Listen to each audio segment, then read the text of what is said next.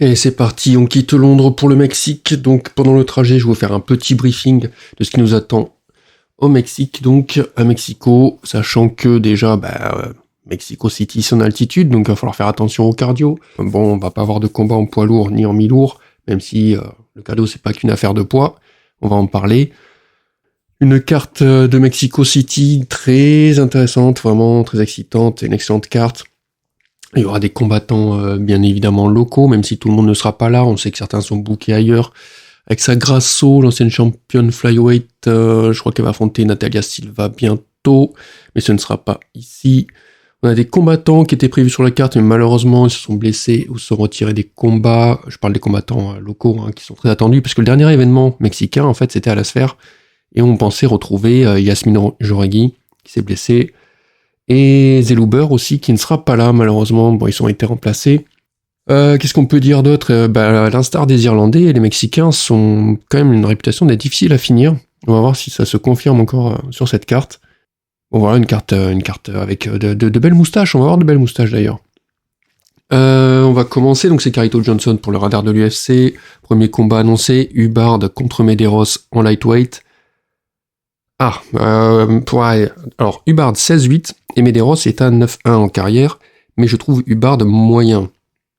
Hubbard a 33 ans, Medeiros en a 28, l'allonge est quasiment identique. Tous les deux, en fait, viennent du Colorado, c'est à noter. Pourquoi c'est à noter ? Alors, Hubbard, je sais pas où précisément, mais je sais que Medeiros, normalement, il devrait être de Denver, et Denver est également en altitude. Donc, niveau cardio, normalement, il n'y aurait pas de problème des deux côtés.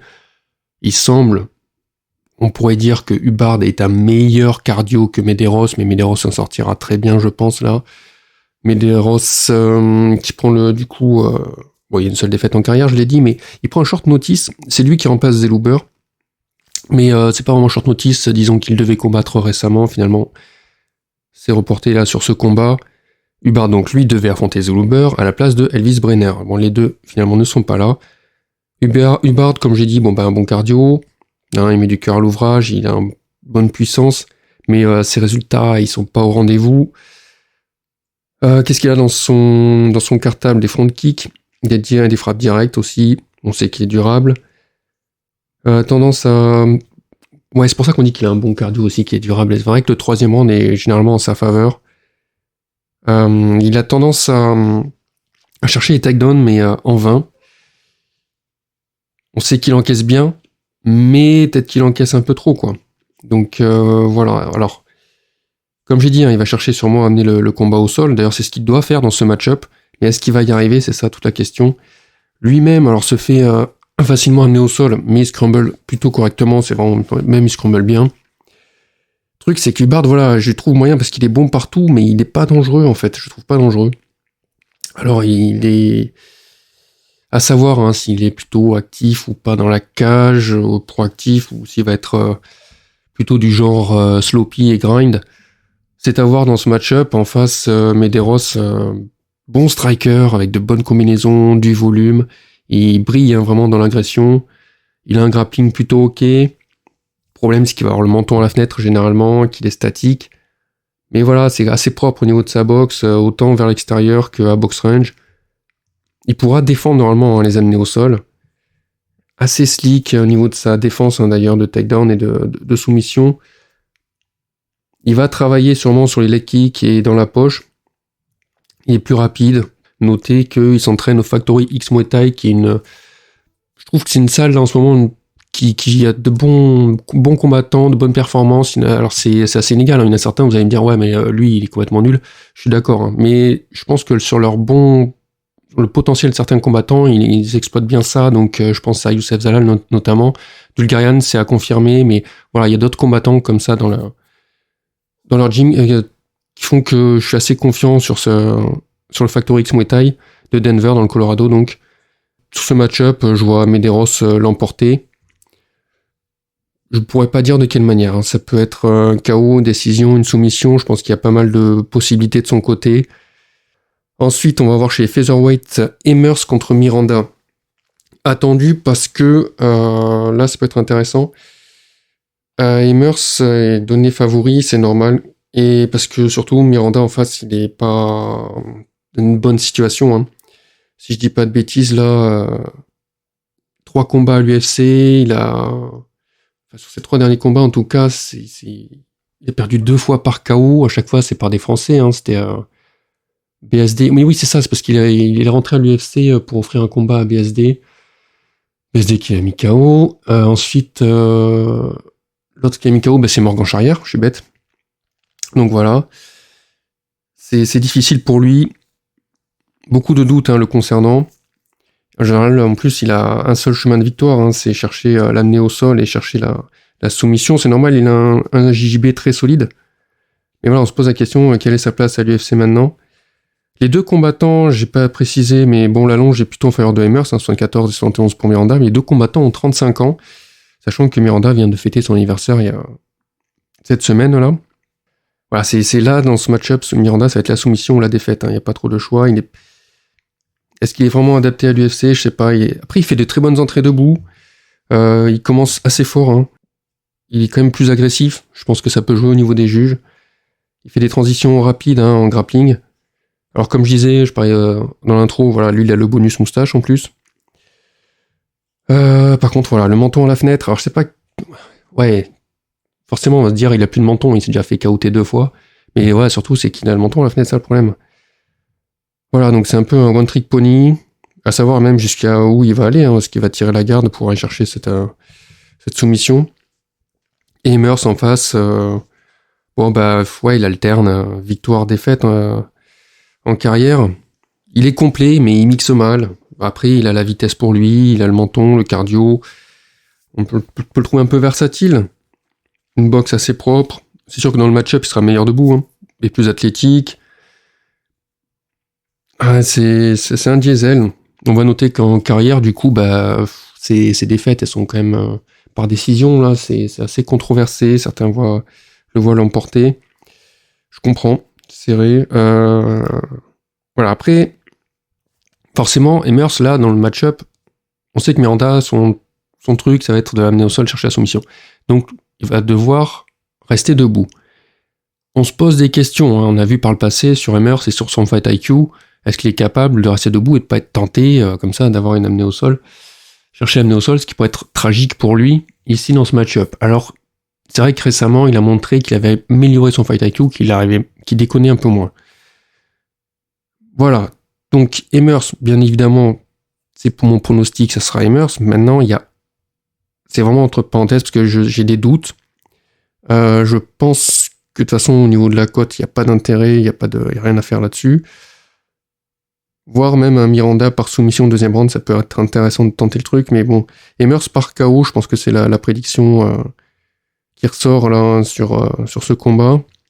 Même pour être précis, je pense que d'un côté ou de l'autre, ça se jouera sûrement au 2e round. Il y aura un finish au 2e round sur ce match-up. On va passer donc ensuite, qu'est-ce qu'on a? Garcia contre Pichel. Encore le bonus moustache, voilà, 2e moustache de la soirée, c'est Pichel. Pichel qui est âgé, oh là là, là il y a un écart d'âge. Rafa Garcia qui a 30 ans et Pichel qui a 42 ans, on est chez les lightweight. Allonge, 70 pour Garcia qui est une bonne allonge, et pourtant Pichel en a 72. Pichel dans ce combat remplace Joaquim Silva. Qu'est-ce que je notais? Ok, j'ai pas fait gaffe. Faudrait que je revérifie. Joaquim Silva, ok. Qu'est-ce que je voulais dire? Donc Pichel, vétéran, c'est même le super vétéran. Il est assez complet, Pichel. Là-dessus, ouais, il est complet. Il est toujours bon. On sait qu'il va envoyer des frappes assez larges, mais pas très propres. Il a un bon in and out, faut pas lui enlever ça. Par contre, la takedown defense, bof. Il a un bon sol à l'ancienne. Et on sait qu'il ne va pas quitter. Il se battra jusqu'au bout, on le voit dans ses combats. Voilà, on a beau le donner perdant, il va se battre jusqu'à la fin. En face, Garcia, plus rapide, plus fort. Un excellent, on va relativiser, un bon grappleur. Alors lui, il a un problème de cardio, Garcia. Ça va peut-être poser problème ici. Mais voilà, il se donne quand même à fond, c'est juste que le cardio ne suit pas. Il va imposer sûrement un bon rythme, une bonne pression. Il est tenace, hein, un peu comme Pichel. Après, il n'y a quasiment pas de victoire par KO, il en a très peu. Je le vois, un vainqueur, Garcia, mais il n'y a pas de value dessus. Je sais pas si Pichel... le combat va à la décision, je pense. La value sur Pichel, elle est énorme parce qu'il est à 4,75, mais c'est un gros risque quand même. C'est un gros risque, 42 ans. Combat suivant, Godinez. On passe chez les femmes. Godinez contre Polastri. Chez les poids pailles. Godinez, alors qu'il devait pas être là, mais qui est... Alors, elle est d'origine mexicaine, mais elle s'entraîne à... Elle vit à Vancouver. Elle a accepté le short notice parce que Polastri en face, justement, c'est Polastri qui devait affronter Jauregui. Et Jauregui n'est pas là. Elle remplace aussi Barbosa. Enfin, des annulations sur cette carte. Et pourquoi pas, c'est très bien. Moi, Godinez contre Polastri, ça me va très bien. Du coup, Godinez qui part grande favorite contre Polastri. J'ai jamais été fan de Polastri sur son parcours là à l'UFC. La longe est à peu près similaire. L'âge, 31 ans pour Godinez, 27 ans pour Polastri. Godinez, je vais en parler après. Je vais commencer par Polastri. Sa adversité, Knudson, alors qui est sorti de l'UFC, je sais pas pourquoi. Mais Knudson, j'avais de grandes attentes. Finalement, j'étais un peu déçu quand même.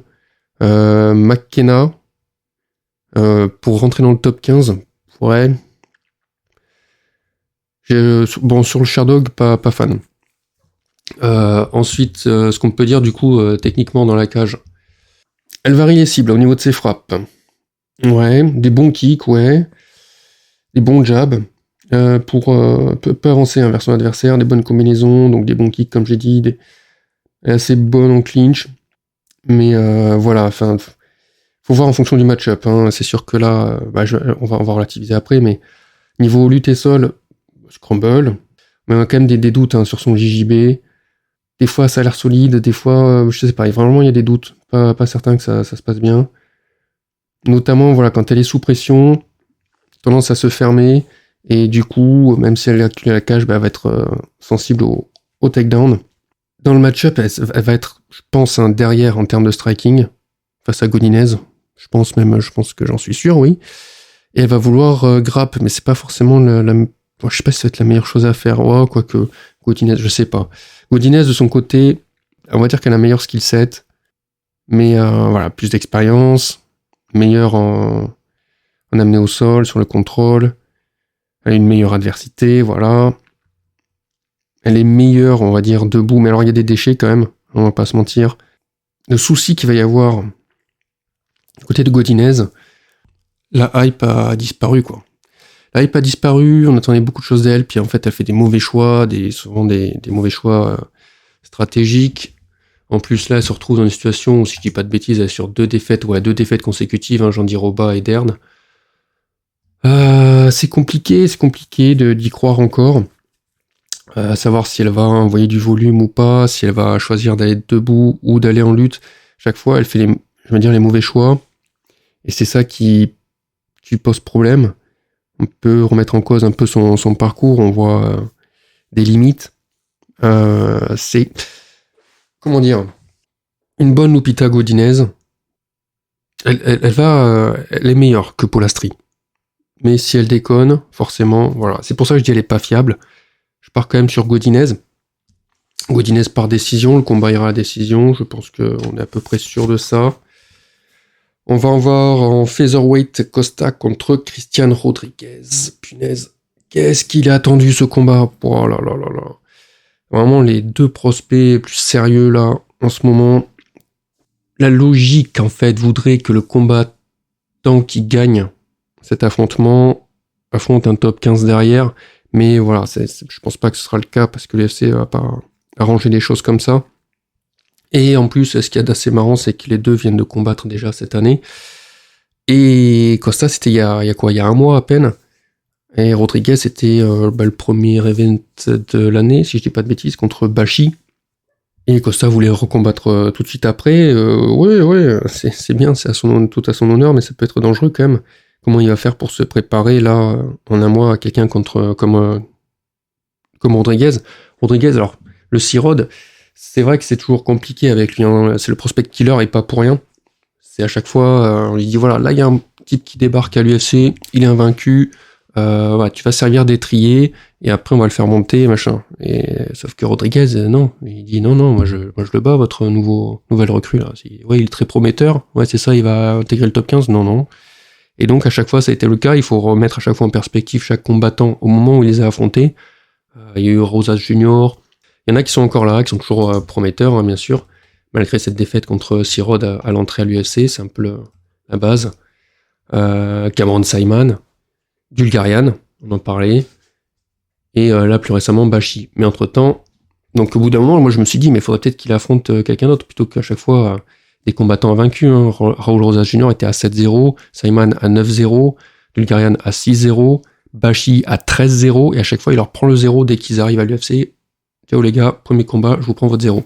Donc le prospect killer, qui porte bien son nom, déjà depuis le combat contre Saïman, hein, déjà on lui a donné ce pseudonyme, et il reste là, et le problème c'est que quand il a fallu battre autre chose que des jeunes recrues, invaincus, comme Erosa, hein, et ben ça s'est mal passé, il a même été soumis par guillotine, premier round, et du coup, ouais, on voit un peu les limites de Rodriguez, ou pas, c'est à savoir qu'est-ce qui s'est passé sur ce combat, pourquoi on en est arrivé là, lui qui est un combattant incroyable, niveau scramble, il est niveau élite, sweep, au sol, pas de problème, il est complet, c'est un combattant, niveau technique, c'est une technique, vraiment c'est absolument incroyable ce qu'il fait, il est précis, il a des bons déplacements, il est rapide, toujours en train de s'améliorer, il a un bon cardio à noter, il amène du volume, après il est pas super imposant hein, physiquement, savoir qu'il vient des bantams à la base, et que là il est monté en featherweight, donc on va voir ce que ça peut donner, mais bon, pour l'instant on va dire que ça va. On sait que voilà, il choisit bien ses frappes, il a un super jab, un bon muay thai, des bons check hooks, donc comme je dis, il est très technique. Il a un timing phénoménal hein, au niveau de ses frappes et tout, c'est fou. Et en plus, au niveau de son grappling, il faut noter que ce qui est impressionnant quand on le voit, c'est qu'en défense, avec des mecs, on va dire, ils sont là pour le soumettre. Hein. On parle de Rosas Junior, on parle de Dulkarian, on parle même de son combat contre Bashi. Sa défense, elle est calme, mesurée, sans dépenser trop d'énergie. Pourtant, voilà, c'est chaud hein, ce qui se passe, et ça lui suffit pour après reprendre le dessus au fur et à mesure du combat. Et ça, c'est vraiment très intéressant. Le problème, c'est cette fameuse guillotine, hein, cette défaite par soumission, par guillotine contre Erosa, qui va poser problème dans ce match-up contre Costa, parce que Costa, on va pas se mentir, déjà sa grande force, ça va être ce sol offensif, ces tentatives de soumission qui sont très tricky. Contre Philly, il y a eu un setup, hein, c'est pas juste Philly qui va se jeter dans la guillotine, Philly n'est pas non plus un crétin fini, et donc c'est ça qui va être un peu dangereux ici. Costa, lui, était sous les radars, hein, pour la plupart des gens. Je pense que les gens ne prenaient pas attention à ce jeune combattant. 28 ans, hein, Costa, 27 ans pour Rodriguez, ils ont la même allonge tous les deux. Et son combat contre Philly, on pouvait voir la prédiction que j'ai faite à ce moment-là, donc moi je le donnais vainqueur, mais j'avais quand même des réserves. Hein. Philly, c'est quand même un grand combattant, un combattant qui a fait ses preuves, je veux dire, à l'UFC. Voilà, il est vraiment complet, il est très capable, un bon muay thai, bon scramble aussi, de bonnes soumissions. C'est la victoire contre André Philly, je pense qu'il a mis un peu de lumière sur lui. C'est la plus grande victoire de sa carrière. Est-ce qu'il va y avoir des problèmes avec l'altitude et son cardio? Là, je ne sais pas. J'ai pas vraiment de réponse. Il travaille bien au niveau de ses kicks, hein, les middle et les leg kicks en général. Il switch d'ailleurs de stance pour envoyer des fois. D'ailleurs, c'est un schéma. Hein. Il va switch, il va kick, il va arriver dans la poche, il va chercher le takedown. Et d'ailleurs, son striking, c'est généralement pour aller chercher, l'amener au sol et ensuite la soumission. Il va insister si ça ne fonctionne pas tout de suite au niveau de ses amener au sol, et ça réussit, ça paye quand même à la fin. Quand je disais qu'il y a des doutes sur son cardio, alors il y a des trucs qui ressortent, hein, genre son combat contre Moises, mais c'était un short notice, donc je sais pas, il y a peut-être une excuse, est-ce qu'il était vraiment préparé? Je vais pas vraiment en tenir compte, j'ai quand même des doutes, mais voilà. Excellent mouvement, Costa, dans la cage. Il a montré hein, que dans ses combats, il était capable de, s'il perd certaines phases, certaines séquences, il peut come back, il peut soumettre un bon lutteur même. Donc voilà, c'est intéressant, vraiment très intéressant comme match-up, difficile à pronostiquer bien sûr. Je partirai en tendance plutôt du côté de Rodriguez, mais j'ai pas envie d'être trop biaisé par le fait que j'adore ce combattant. D'un autre côté, j'adore aussi Costa, mais il m'a moins, j'ai envie de dire, impressionné que Rodriguez. Rodriguez a plus de chances sur il a plus large panel en fait d'opportunités. Très très très serré sur le papier. Costa, il peut faire une grosse performance. Maintenant, comme je dis, j'ai des doutes, sa préparation, il vient de combattre il y a à peine un mois. Est-ce qu'il est vraiment sûr de savoir, d'avoir un bon blueprint pour battre Rodriguez et que ce soit bien travaillé, d'avoir tout enregistré, d'avoir bien pratiqué pour être vraiment carré là-dessus? En un mois, pour moi, c'est chaud, quoi. C'est chaud. C'est pour ça que je vais Rodriguez quand même l'emporter là-dessus. C'est un argument en faveur de Rodriguez. Des doutes aussi sur le cardio de Costa, donc à voir. On part chez les middleweight avec Medina contre Gauthier. Bien évidemment, une hype autour de Gauthier. Gauthier, il est attendu là. Ce qu'on attend de Gauthier, c'est le KO au premier round. Voilà, c'est tout, c'est clair. Sauf qu'en face, l'UFC, des fois, font des petites blagues. Ils ont mis Medina. Medina, le sac de frappe par définition. Tu peux le cogner. Il tombera pas. Il a un menton légendaire. Il est durable, je crois qu'il n'y a pas d'autres mots. Il a un niveau qui est basique, mais partout, en fait, dans tous les domaines. Parfois même un peu, on va dire, sloppy, quoi. Il n'en vaut pas grand-chose, il fait pas grand-chose. Mais il n'est pas horrible en soi, comme combattant, Medina. Mais voilà, qu'est-ce qu'il propose, quoi. Il a un solide grand and pound, d'accord. Bah, après, il faut voir ce que ça peut donner. Des bons crochets en contre. Il faut savoir que Medina, il a tendance à s'entraîner en hauteur, en altitude, donc voilà, je pense pas qu'il ait des problèmes de cardio de son côté ici. Gauthier en face, alors c'est le Camerounais avec la puissance camerounaise, voilà, construire tout un mythe dessus. Donc oui, on l'attend, on attend encore en tant que gros cogneur ici. Par contre, en carrière, regardez son Sherdog, qu'est-ce qu'il a battu, quoi. Donc c'est un peu fou de parier autant là-dessus.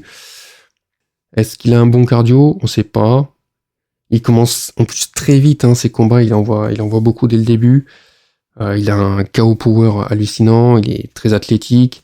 C'est sûr qu'au niveau du match-up, il va avoir un meilleur striking. On se demande même s'il à un moment il va pas monter chez les mi-lourds. Il peut envoyer des bonnes frappes bien loin. Il est rapide, il a un kickboxing assez nasty, il est extrêmement dangereux, il est très technique aussi. Par contre, alors je sais pas où j'ai eu cette information, mais il semblerait que lui, il s'entraîne à Dubaï. Donc oui, c'est pas la même altitude, bien sûr. Donc voilà, question se pose là. On a soit un Gauthier par KO au premier round, soit il risque de s'essouffler. C'est-à-dire que Medina, lui, il risque d'encaisser sans problème. Et après, la tendance va s'inverser. Et si la tendance s'inverse trop vite au deuxième round, il se peut que Medina donne le change un deuxième, voire troisième round. Et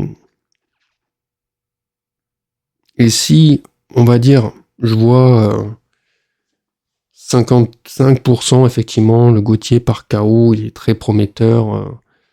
Voilà, 60% Gauthier en général, 55% par KO, voire limite même premier round, j'entends très bien, je le vois.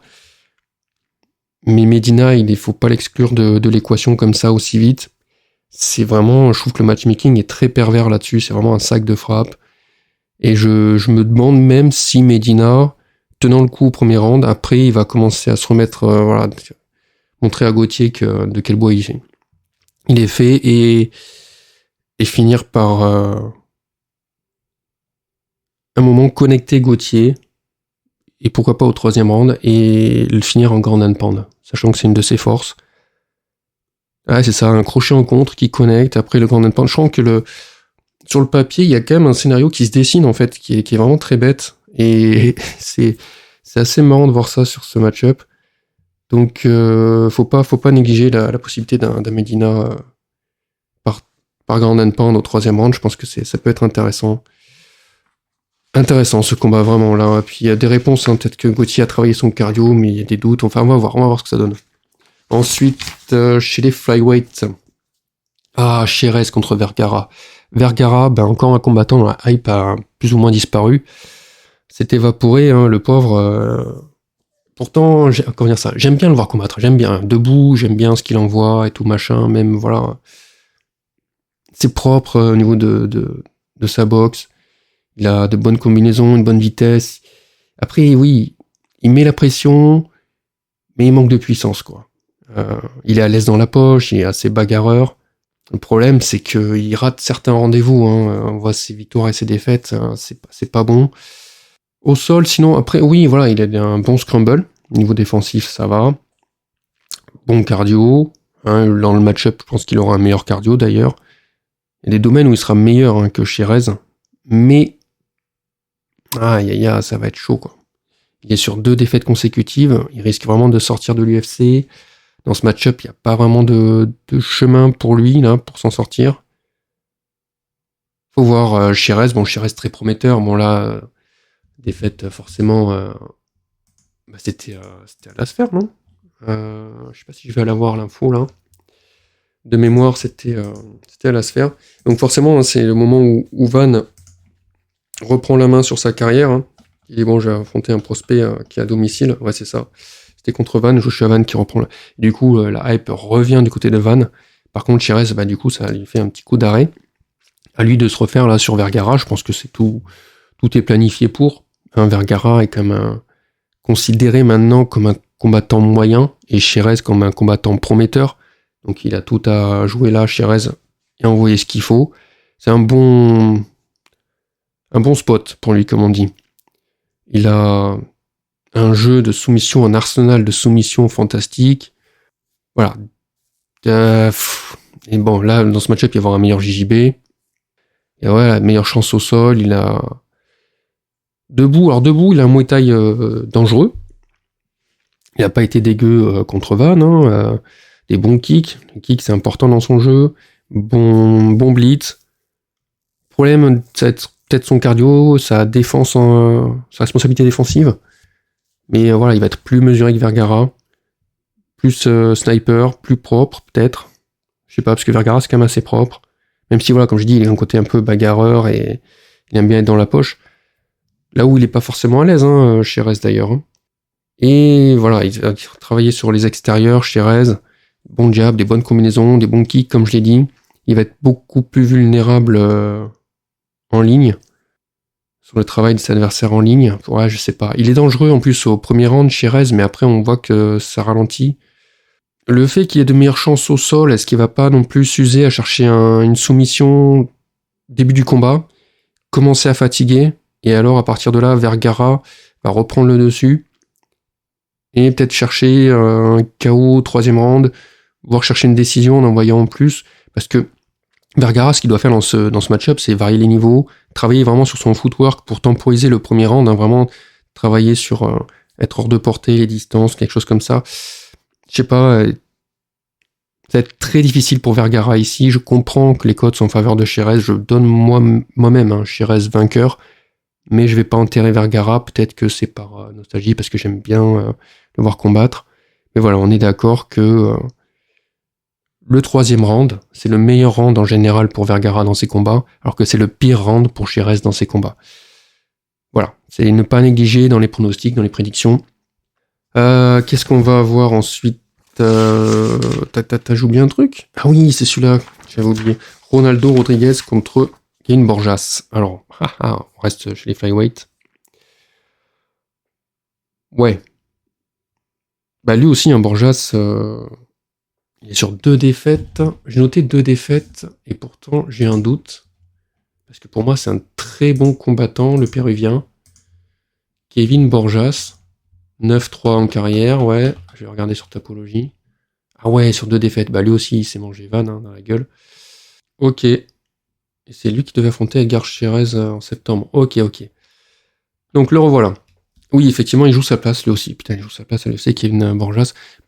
Franchement, pas dégueu, je trouve vraiment son côté. L'adversité qu'il a eu, on l'a vu, hein, donc on parle de Costa, on parle de Van. Alors, bien évidemment, quand je dis ça, on parle pas du même. Costa, c'est pas la même catégorie. Hein. Comment il pourrait l'emporter ici, ça va être compliqué. Ça va être un combat vraiment très fun. Je pense que vraiment celui-là, il faut le regarder, il faut pas le louper aussi. 2 très bons combattants. cas, voilà. Il y a quelque chose là, quelque chose qui se trame. Il envoie toujours des bons fights, Borjas, il n'y a rien à... Même si c'est des défaites. Il a le volume, il a la rapidité pour lui. C'est clean au niveau de son striking, ses leg kicks, des bons mouvements, il choisit bien ses frappes. De bons crochet du gauche, bon body shot. Il pourrait être meilleur dans ce match-up s'il kick plus, faut voir ce qu'il va envoyer. Les défaites sont vraiment ok. Un excellent 1-2 aussi, faut pas oublier. Le problème, c'est qu'on se pose la question de l'impact de ses frappes. Est-ce qu'il n'aurait pas des points en mousse, hein? Ça, c'est la question. Des problèmes de défense aussi. Il y a un excellent test, là, du coup, pour Ronaldo Rodriguez, mais c'était déjà un peu le cas hein, contre Ode Osbourne. Ça va être assez serré comme combat, vraiment très serré. Il est assez dur, hein, Rodriguez. Il a peur hein, du dirty. Pas vraiment bon là-dessus. Il a un excellent cardio, c'est même un diesel. C'est un bon match-up pour lui, c'est meilleur lutteur hein, que Borjas. Mais ouais, voilà, attention aussi à ses calfs, les calf kicks de Rodriguez. Il risque de mettre du rythme. Il y a aussi un problème de responsabilité défensive, c'est ça où ça va être compliqué là, debout entre les deux. Il a une espèce de striking sauvage, puissant, hein, mais voilà. Du coup, ça manque un petit peu, ouais, comme je dis, ouais, techniquement, ça peut poser problème. Après, on sait que c'est un Mexicain, ça se passe au Mexique. Chaque geste qu'il va faire, la foule voilà, va s'emballer. Si ça va à décision, ça partira sûrement de son côté. De toute façon, il est là pour amener la violence et ouais, je sais pas, à voir s'il va chercher les amener au sol pour soumettre. Il y a des chances hein, que Borjas perde là-dessus parce que Rodriguez peut prendre le dos et chercher l'étranglement arrière là. Difficile à pronostiquer, ça va être un combat très intéressant. Enfin, voilà, ça peut partir en dogfight. C'est le grappling hein, de Rodriguez qui voilà, il va chercher à grappe sûrement. Mais est-ce que ça va suffire contre Borjas? Je vois Rodriguez l'emporter. Qu'est-ce qu'on aura ensuite? Qu'est-ce que j'ai noté? Dans l'ordre, c'est quoi? C'est Martinez contre Oliveira. Waouh, Oliveira qui est là. Ok. Bon, bah, ouais. Qu'est-ce qu'on... Waouh. Oliveira, Simon Oliveira. Alors, le Brésilien, qu'est-ce qu'il a à proposer dans ce match-up? Il va être moins bon debout que Martinez. Il a une espèce de Muay Thai traditionnel, mais pas très efficace. Il overreact, il est pas top debout. Il est horrible hein, sur le reculoir. C'est pas vraiment une menace ici pour Martinez. Il doit amener du grappling, je pense. Peut-être que c'est ça sa solution. Il va être tricky au sol, mais pas debout en fait. Plus le combat dure, moins il a de chances de l'emporter. C'est ça aussi le problème. On va voir en face Martinez qui vient des Contender Series. Pas trop d'informations dessus, à part que bon, il est toujours en mouvement. Il a un arsenal très varié au niveau des kicks. Mais précis et durable, un bon menton, bon cardio. Après, son adversaire Contender Series, c'était un très très bon adversaire, faut pas non plus le renier. Les kicks donc assez nasty, bon flow au niveau de sa boxe. Donc oui, comme j'ai dit, il va être précis, donc bien plus précis là sur ce... De toute façon, debout, Martinez, ça va être tout à son avantage là. Il a une base de karaté très solide, travaille sur les extérieurs, car c'est un excellent contreur aussi. Il envoie des frappes sur des angles très intéressants. Mais voilà, après, est-ce qu'il n'est pas un peu trop unidimensionnel avec ses sidekicks, ses round kicks, spin kicks? En plus, il n'a pas encore fait ses preuves là à l'UFC. Hein, donc, pareil, encore une fois, on a un combattant qui n'a pas fait ses preuves, qui a une cote à 1,28, alors qu'on ne sait pas trop vraiment ce que ça a donné. Le combat risque d'être un peu un sleeper, c'est une espèce de banger caché. Faut voir qu'il y a une faille dans tout ça. C'est que Martinez peut amener au sol pour changer un peu le rythme du combat. Et Oliveira, c'est quand même un spécialiste de la guillotine, donc ça peut se jouer là-dessus du côté d'Oliveira. Oliveira qui l'emporte par soumission, par guillotine, ça peut se jouer. Bon, au niveau des pronostics, donne quand même Martinez vainqueur. Mais ouais, il n'y a pas de value dessus, aucune value. C'est trop risqué, on ne sait pas encore ce que vaut vraiment Martinez à niveau UFC. Ouais, on va passer au combat suivant. Combat suivant, on arrive au Rosas Junior, Chiwiwi, contre Vince Morales. Oh là là, encore un excellent, putain, vraiment ces combats-là sur cette carte. Très excité à l'idée de cette carte-là. Alors ils sont tous les deux, ils viennent tous les deux du Mexique. Ils sont plus ou moins à domicile, mais on sait très bien que le public forcément va être du côté de Rosas Junior, la star locale par excellence, que l'UFC a voulu faire monter très tôt. Ici, alors Rosas Junior, il est ok partout, on va y venir. C'est un match-up qui est plutôt favorable pour lui. Mais en fait, debout, ce qu'il va surtout travailler, il travaille bien hein, debout, mais c'est pour amener en fait une menace d'amener au sol. Hein. Le sol d'ailleurs qui est solide hein, au niveau de ses transitions, de ses attaques de soumission. À l'inverse, au niveau défensif, il s'en sortira très bien hein, au niveau du sol et des soumissions. Voilà, il n'y aura pas de problème pour lui là-dessus. Après, on a vu des limites. On l'a vu contre Turcios. Voilà, Turcios qui a amené quand même pas mal de menaces. Il perd le premier round hein, contre Turcios. Rodriguez, tout ça, c'était un peu dur, mais il a bien montré qu'il pouvait performer dans la cage. Par contre, il n'a pas encore un niveau top 15, on va pas exagérer non plus. C'est pas vraiment convaincant hein, sur son striking. Il faut qu'il travaille encore dessus. Il va peut-être essayer de lutter non-stop pour grind et pour contrôle. Le match-up pourrait être favorable, mais c'est quand même très difficile hein, pour lui, Vince Morales, parce qu'il n'est pas en reste, Vince Morales. De son côté, Rosas Junior, son chemin est connu un peu d'avance. Il va amener au sol, bon ça, vraiment, ça peut se passer. Et au sol, alors il va soit peut-être prendre le dos pour faire un étranglement arrière. Je pense que c'est le chemin, on va dire, attendu. Mais Morales, voilà, faut faire attention à son scramble. Et on va voir comment ça va se passer, parce que Morales, en face, ouais, c'est deux... il cut de l'UFC, il revient, il prend Lapillus pour revenir. Lapillus qui le domine, donc effectivement, moi j'ai voyé Morales pas au niveau hein, de son retour à l'UFC, ça n'était pas le niveau UFC, c'était pas une bonne idée qu'il revienne, qu'il la reprenne. Mais son dernier combat, beaucoup plus intéressant. Là, j'ai vu vraiment qu'il y avait un potentiel et que oui, il pouvait avoir sa place dans le roster. Ça se passe pas forcément comme prévu, mais en tout cas, il a fait quand même un très bon retour. Pour moi, à mon avis, avec ce dernier combat, est-ce que ça serait pas finalement un test pour Rosas Junior et non pas l'inverse, plutôt de se dire Morales, écoute, tu joues ta place à l'UFC, fais gaffe à toi. Est-ce que c'est pas Rosas Junior de dire ouais, écoute, t'es un peu en confiance, attends, fais gaffe parce que Morales, il a quand même encore sous le coude, encore sous le pied. Il a fait un très bon troisième round hein, contre Elijah Smith avec des tentatives de soumission, vraiment à fond à bloc sur ce combat. Alors, est-ce qu'il revient pas un peu trop tôt d'ailleurs, Morales? Parce qu'il s'est quand même fait bien cogner hein, par Smith. Et ouais, il peut faire de bonnes amenées au sol lui aussi, Morales. Donc ça va peut-être se passer au sol, là, entre les deux. Et comme je dis, hein, si Morales arrive très bien à se défendre au sol contre les tentatives de Rosas Junior, fait qu'il scramble et tout, ça peut fatiguer Raoul. Et est-ce que Raoul va pas faire une erreur et Morales chercher à placer peut-être une soumission sur Rosas Junior, même s'il se défend quand même très bien Rosas Junior hein, sur les soumissions.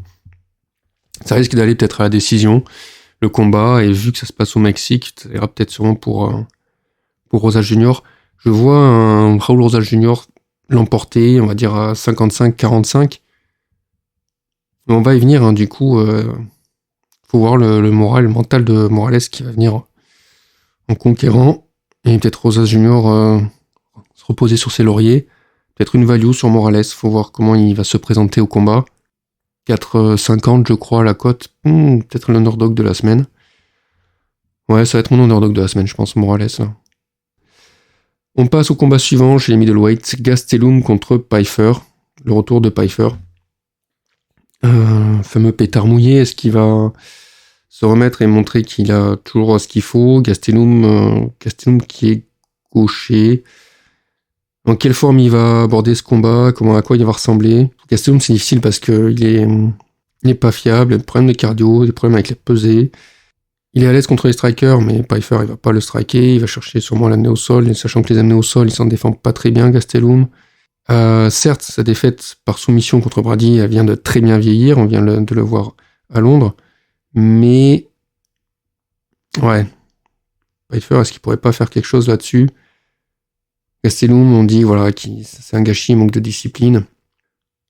Sa dernière victoire, c'est difficile hein, contre D-Rod d'y voir vraiment une victoire flamboyante. Est-ce qu'on se dirige vers la première défaite par KO en carrière du côté de Gastelum? Ou je sais pas. Question se pose, hein. À mon avis, de toute façon, Pfeiffer, non, il devra de toute façon amener au sol pour gagner. Mais le problème, c'est qu'il a lutté qu'une seule fois à l'UFC. Alors que en compétition de grappe, il s'en sort très bien, il enchaîne les victoires. Pfeiffer, on le sait, hein, il n'est pas si bon et pas si intelligent que ça. Il va pas amener assez de volume pour l'emporter à la décision, sûrement, c'est ça le problème aussi. Il travaille pas assez sur les extérieurs. On l'a vu contre Hermansson que ouais, c'est fait hardstruck. Est-ce que c'est une chance de rédemption pour lui ici, d'avoir accroché vraiment le nom de Gastelum? Il a pas réussi à avoir Hermansson. En plus, c'était un main event hein, contre Hermansson. Après, il est très puissant, hein, Pfeiffer. Hein. Pourquoi pas même chercher une soumission, ouais. Je partirais quand même sur Pfeiffer, là.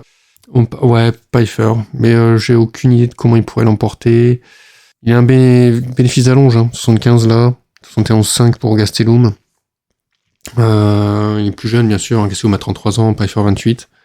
Ouais, Pfeiffer. Mais il n'y a aucune value dessus. Puis c'est pas non plus une certitude qui l'emporte. Donc, je sais pas. Je vois pas trop. On passe du côté des lightweights. Oh là là. Manuel Torres contre Drew Dober. Drew Dober, ouais, pas mal d'expérience. Hein. 27-14. Et Torres fait partie de ces combattants, lui aussi, qui vient d'avoir son anniversaire, si je dis pas de bêtises, cette semaine. 30 ans pour lui. 36 ans du côté de Dober, 36 ans déjà. Plus d'allonge du côté de Torres, hein, 73,5, 70 seulement pour Dober. Alors, je pense que beaucoup, là, ils vont voir un KO. Il y a un KO garanti sur ce combat, ça va pas faire plus d'un round et demi. C'est un coin flip, hein, on voit d'ailleurs au niveau des cotes, c'est part sur un Torres favori, un Dober léger underdog, on est vraiment sur c'est vraiment even, ça change, ça fluctue, mais on reste vraiment des cotes très proches. Un banger absolu attendu, un slugfest. Chacun va chercher à arracher la tête de l'autre. Alors, ça risque de se confirmer. Dober, bien sûr, il y a un écart hein, entre les deux sur l'adversité qu'ils ont eue. Solide adversité du côté de Dober. Mais bon, il perd hein, contre des gros adversaires. On se pose des questions du coup d'ailleurs sur sa carrière.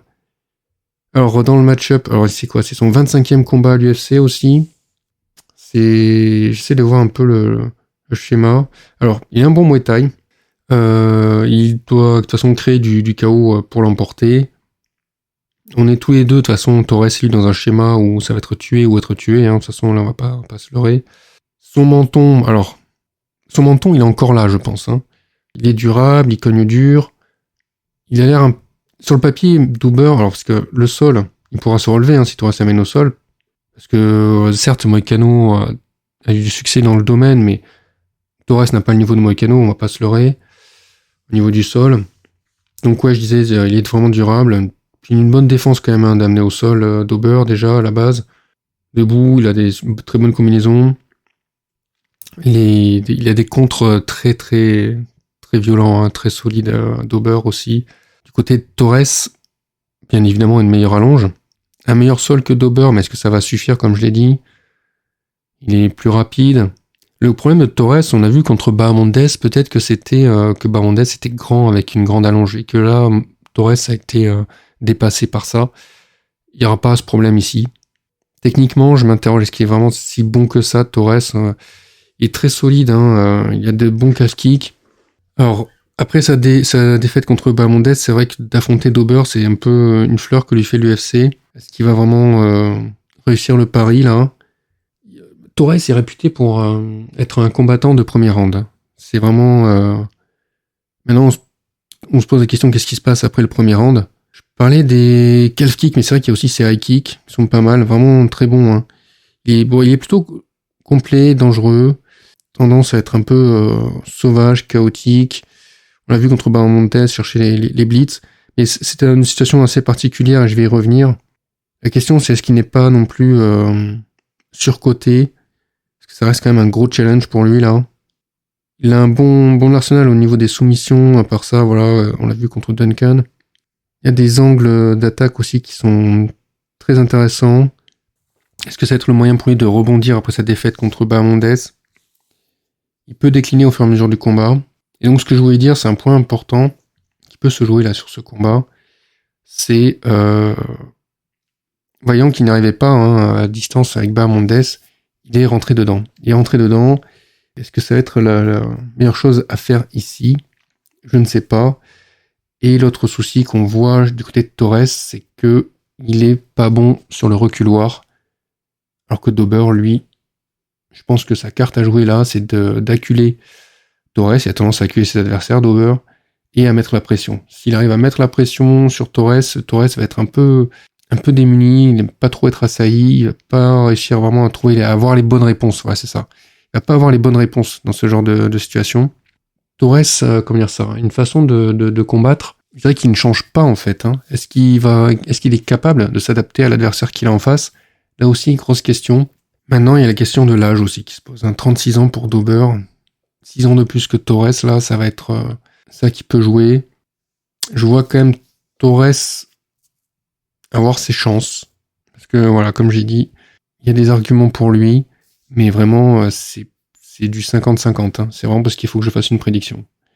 On passe au main event Moreno contre Erceg. Moreno, bien sûr, il est mexicain, il vient de Tijuana. Erceg, lui, australien, il vient de Perth. Moreno vient d'une excellente victoire. Là, sur Albazi, c'était un excellent combat. Le problème, c'est surtout concernant, en termes de management, concernant Erceg. Erceg a eu l'opportunité, après avoir eu ce KO fulgurant sur Schnell, d'avoir un title shot. Ok, grand bien lui fasse, va pas refuser une offre comme ça. Il va le prendre à la place de Mokaev, qui lui avait déconné d'ailleurs. Donc, très bien. Il prend le title shot. Il perd contre Pantoja, un combat très disputé, super, bon voilà, bonne prestation de part et d'autre. Et après, bon, du coup, il va devoir affronter Kai Kara France. Et là, ça déconne, il se prend un bon KO dans la gueule. Donc peut-être qu'il faut voir les ambitions à la baisse et repartir sur un combat, entre guillemets, plutôt facile, histoire de bien rebondir, de renouer avec la victoire, et quelque chose comme ça. Alors, ça me semblait logique quand ils ont annoncé le combat Erceg contre Azou Almabayev. Là, il y avait une logique qui se comprenait, des deux côtés. Almabayev qui cherchait à conforter sa place dans le top 15, top 10, où Erceg, lui, devait montrer qu'il avait encore un niveau, voilà, montrer qu'il avait un bon niveau et renouer un peu avec la victoire. Il avait des chances contre Almabayev. Bon, la situation faisant que ce qu'elle est, Almabayev a eu l'opportunité d'affronter Manel Cap en remplacement. Donc du coup, Erceg a été rebooké. Et en temps normal, forcément, si on me propose d'affronter un top 15 qui monte et d'affronter un combattant qui a déjà un nom, qui est numéro 2 dans le ranking UFC, on prend le numéro 2. Mais je trouve que là, dans la situation dans laquelle est Erceg, c'est très dangereux d'enchaîner peut-être deuxième, troisième victoire. Moreno, il est deuxième, mais c'est pas combattant sur le déclin qui, voilà. Il a montré, c'est ça qu'il a montré contre Albazi, que son prime n'était pas passé, Moreno, loin de là. Et c'est ça qui m'inquiète dans ce matchmaking. Erceg, ce qu'on sait de lui, alors Erceg, personnellement, si vous me connaissez, si vous me suivez, vous savez que j'adore de toute façon le voir combattre, qu'il gagne ou qu'il perde, c'est vraiment... Arrivé à l'UFC, il avait cette réputation d'être un grand soumetteur. Il y avait pas mal de soumissions à son arsenal. Et quand je l'ai vu, j'ai vu qu'en fait, il avait beaucoup développé, travaillé son anglais. C'était vraiment impressionnant. À quel point il pouvait cogner dur, cogner fort, ce qui n'est pas forcément gagné dans cette catégorie chez les flyweight. Il pouvait envoyer des knockdowns et tout, mais vraiment, c'était assez violent, assez intéressant à voir, même techniquement. Le problème qu'il y avait dès le départ, et qu'on s'attend toujours à ce qu'il corrige Erceg de combat en combat, c'est cette responsabilité défensive, parce qu'il va cogner dur, mais souvent il monte à la fenêtre. Et il encaissait jusque-là, il encaissait pas mal. Donc voilà, je suis plutôt un grand fan de Erceg, en tout cas de ses combats. Même si à chaque fois, je me dis, il va pas forcément le porter. J'attendais très bien contre Pantoja. Je me dis, bon, ça va être un très bon combat à voir. J'adore voir Erceg, mais je vois pas du tout l'emporter à avoir le titre. Et il n'est pas passé loin. Bref, Erceg, excellent grappleur. Il cogne dur, donc. Mais il se fait cogner dur aussi. Mais contre Moreno, je pense pas que Moreno le mette KO. Hein, c'est pas non plus une force de frappe à ce point-là, quoi, comme Kaikara France. Est-ce qu'au niveau du cardio, il va avoir un bon cardio, un meilleur cardio? C'est vrai que Moreno a un excellent cardio, on le sait, habitué en plus des 5 rounds et tout. Pas de problème lui ici. Erceg, on va voir. Oui, Erceg est excellent. Mais est-ce que Moreno, c'est pas un peu trop? C'est ça la question. Erceg, donc un sniper au niveau de ses frappes. Pas mal appuyé sur son pied avant. Il n'aime pas trop la bagarre, par contre. Un bagarre, alors, il n'aime pas trop. Comme j'ai dit, il cogne dur. Il met des KO, des knockdowns sur des phases de bagarre. Mais comme il n'a pas de bonne défense, ça peut lui poser problème. Il ne doit pas rester en fait trop longtemps dans la poche. Voilà ce que je veux dire. Il manque des choses à son arsenal. Au niveau des kicks, il n'envoie pas assez de kicks. Il n'envoie pas forcément des body shots non plus comme il faut. Il sait que là, il sera en territoire ennemi en plus. Donc très peu de chances qu'il emporte à la décision, malheureusement. Et c'est difficile là contre Moreno. Je pense que même au niveau du JJB, on pourrait croire que Erceg a un meilleur JJB que Moreno, mais j'ai l'impression qu'ils vont s'annuler l'un l'autre en fait là-dessus. Alors est-ce que Moreno va être meilleur debout? C'est la question aussi.